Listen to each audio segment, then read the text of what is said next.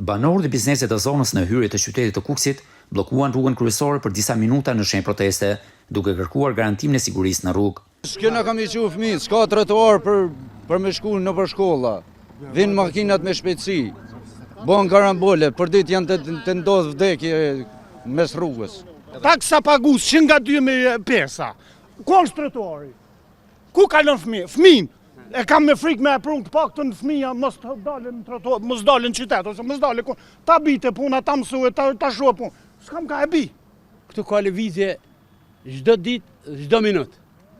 Prandaj të bëhet me çdo kusht preqet për me ndalu shpejtësinë shoferit. Ata kërkuan marrjen e masave të mjeheshme nga institucionet përgjegjëse për të bërë të gjitha ndërhyrjet e nevojshme që kanë të bëjnë me përmirësimin e gjendjes aktuale dhe minimizimin e rreziqeve që vijnë si pasojë mungesës së elementeve që përmbushin standardet e një rruge në zonat e banuara.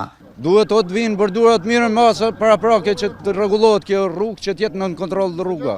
Na të kërkuam me prish rrugën, me vonë pengesa, me kontrollu rrugën. Rruga në fjalë është cilësuar më problematike për shkak të numrit të lartë të aksidenteve me pasojë humbje jete që kanë ndodhur në periudha të ndryshme kohore.